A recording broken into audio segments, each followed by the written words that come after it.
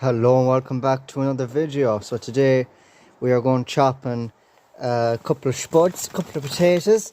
We have a small bag here of pinks which need to be chopped. Which side is it opened at? You can see them there. Bag of pinks. And we also have another bag here of, I don't know what they are, Irish potatoes, Queens. We have a bag of Queens potatoes, which also needs to be chopped. So we'll chop them, and then I'll put them in this bucket here, which is just the bucket that we use for any leftover food that we have. So if we were for after like the dinner or the lunch or something, if you had cooked potatoes left over, or carrots, or peas or beans or anything like that left over from the dinner, we don't really throw it away and waste it. We do put it into our bucket here, and we do feed it to our cattle, mainly the cows. And sometimes the potatoes that's left in the bag, sometimes they go bad in the bag. We don't use them all, they don't last too long sometimes, depending on if you might get a good bag of spuds, you might also get a bad bag of spuds and all that, depending on what time of year it is. You get better bags of spuds certain times of the year. So we have two bags to chop up. I'm going to use this lid as a chopping board. We have a knife here, so we'll just chop them up, and then I'll just slide them into the bucket there, and we can go feed the cows then with it. So yeah, I'll set the camera up somewhere and we'll get to chopping.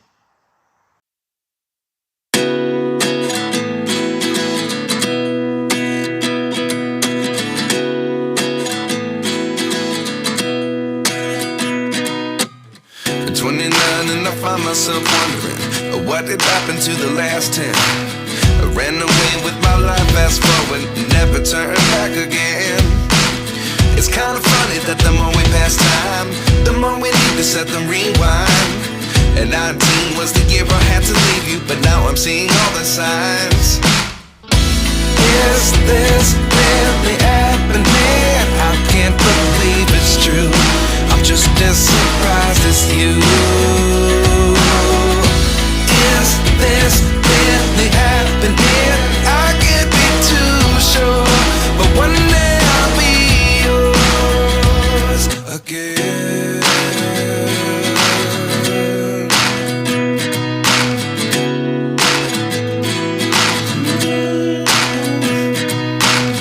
Life lessons come one in a dozen, the other 11 give something from nothing. I sit here looking for an answer. Maybe the biggest question was in the last chapter. You gave me the soul I have today. Without you I never could have moved away. But now I seek what you teach. I do believe I always should have stayed. Yeah. Is this really happening? I can't believe it's true. I'm just as surprised as you. Is this really happening? I can't be too sure, but one day I'll be yours again. One day I'll be yours.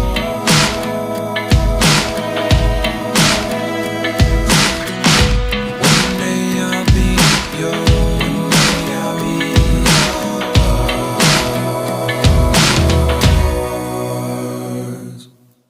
Life lessons come one in a dozen, the other 11 give something from nothing. Life lessons come one in a dozen, the other 11 give something from nothing. Life lessons come one in a dozen, the other 11 give something from nothing. Life changes just open the door.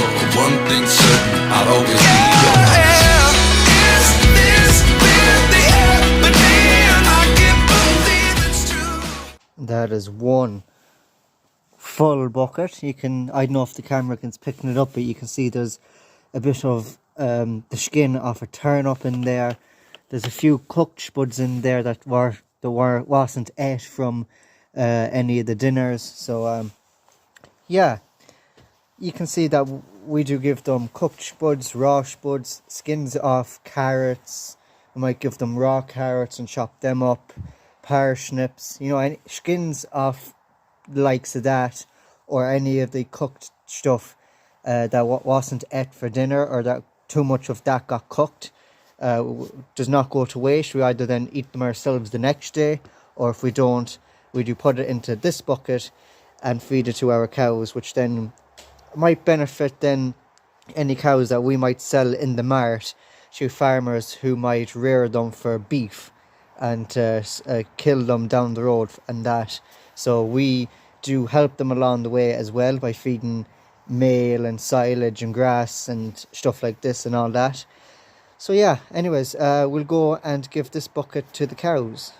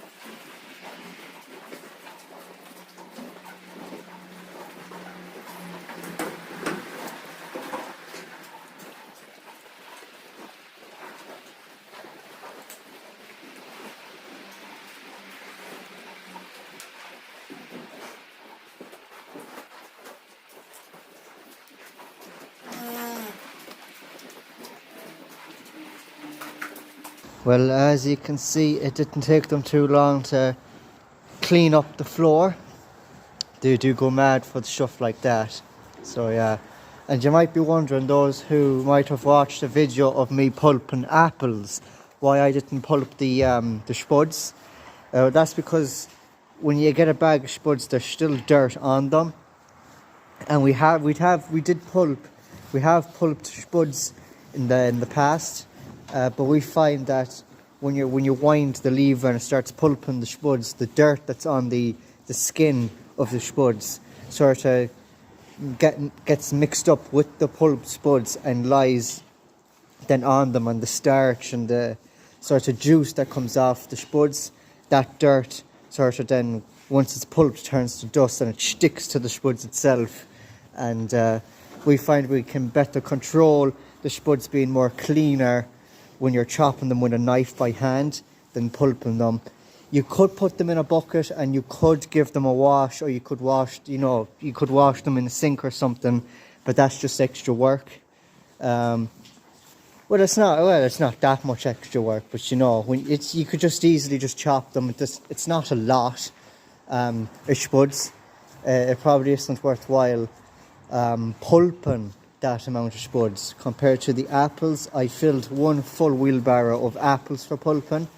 The potatoes that I chopped there probably wouldn't even fill a wheelbarrow, so I don't think it'd be worthwhile either to be pulping them that way. But some people might prefer to pulp them, other people might prefer to chop them with a knife or chop them with some sort of chopper or something like that. But we have pulped spuds in the past, but they always come out sort of dirty and dusty and all that. So yeah, we feel it's better to chop them with a knife, and we've been chopping them with a knife now for 2 years. So yeah, and again with the apples, you have the little seed in the middle of it, and when you're pulping that tends to crush that seed as well, which if you were chopping the apple, you'd have to take that out, and then the inner core of the apple, the middle bit that square middle bit, is then wasted if you chop them. But if you use the pulper pulping the apples, it sort of unhardens that middle bit of the apple, and it crushes and chops the apple seed to a finer thing, which is way more dangerous then for cattle to eat. And obviously the core of the apple then, that gets chopped up in a finer manner, which is then more safer and more easier for the cattle to eat. So that's why we do pulp the apples rather than chop them with a knife, because if you pulp the apples, you can use the whole apple and feed the whole apple to the cattle, while if you're chopping the apple with a knife, you're wasting a lot of apple there that the cows won't be able to eat because it's just too hard, and it'll be a choke hazard for them. And with the potatoes, you might have seen it in the time lapse, I was chopping the spuds up sort of relatively small. If it was a cooked potato, we'd only sort of crush it with our hands and throw it to them, or maybe just chop it in half or something, because a cooked potato is more softer and easier ate and less of a choke hazard than a raw potato for the cattle. So with the raw potatoes, we do chop them up into smaller pieces, so it's easier for the cows to eat them, and it's less of a choke hazard for them as well. Now sometimes if the calves are smaller, if the calves are only like a couple of weeks or maybe a month or two old, we might be feeding the cows, which has the calves, dairy nuts. And then again, if we had a bucket of that stuff left, or some potatoes that needs chopping, we'd mix the dairy nuts in with the bucket of stuff or the chopped potatoes, and then we'll give it to the cows, so they're getting their dose of dairy nuts to build up their milk yield to feed their calves when they were smaller. And we're feeding them their chopped potatoes in the bucket of leftovers, so that's not going to waste. And again, it's no harm for the cattle to be eating that sort of stuff, as long as it's not like meat of any kind, any beef, pork or lamb, or any meat of any kind. As long as they're not eating that, just pure vegetables or skins of vegetables or spuds or anything like that, is way more safer for the cattle to eat. And we do feed them we do feed them the bucket of leftovers once the bucket gets full. So they're gaining that extra bit of weight as well while they're inside, and we're not dosing beef nuts into them or 303 nuts into them, which is obviously cost a little extra. You do have to do that. Again, when it comes to the Wainlands, last year we were doing that. It's on the channel, one of my older videos. We were doing that with them, dosing the beef nuts into them, sort of just to build up their body condition score and just to make them look a bit more beefy and chunkier in size.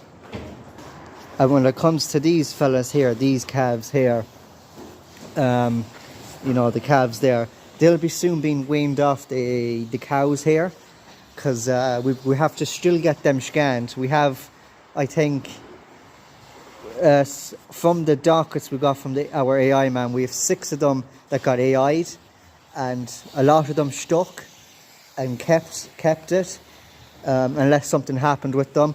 But there's a load of repeats there that just kept repeating and repeating and repeating. So we just stopped giving them AI straws and stuff like that. Or they held on for a couple of weeks, and then they slipped and repeated again. But then it was just too late on in the year that if we AI'd them at that time of the year, they won't be calving until April, May or June time, which we like to have them calving between November, December, January, February, and the last batch calving in March, so that the calves then will have time to grow and get that little bit stronger before we let them out on grass, which we like to try and get them out on the grass maybe like the end of April if the weather is good. If not, anywhere between preferably the first couple of weeks of May to mid-May. But obviously I think this year they were put out very late. Well, not very late, but they were put out relatively late. I think it was the end of May, early June, they were let out onto grass. And then they were put in at the end of October, start November for the herd test, which was in November. So yeah, you know, they only got about 4 full months between May, June, July, August, September, October, and then they were brought in November. So they got 5 full months out on the grass, which is not too bad. If they were let out that little bit earlier, they probably would have got another month out of that, so they could have gotten 6 full months out on grass. But obviously the weather wasn't permitting, so they had to be brought in. Well, we had to bring them in anyways for the herd test, but we were hoping to let these weanlings out. But weather permitting, it wasn't looking too good. The grounds were getting a lot more wetter, the temperatures were getting a lot colder. So we decided to leave them in, and they'll be staying in now until they'll be let out on grass again next year, or whenever this video goes out. It could be 2024 when this video goes out, I don't know. So yeah, enough of my rambling, you've heard enough. They have all latched off it, and so I'll just end the video here. So thank you very much for watching. Don't forget to like and subscribe. Check out my merch and the gate mate. The links to them will be down in the description. That is it for me. Thank you very much for watching, and I'll see you in my next video very soon. Take care.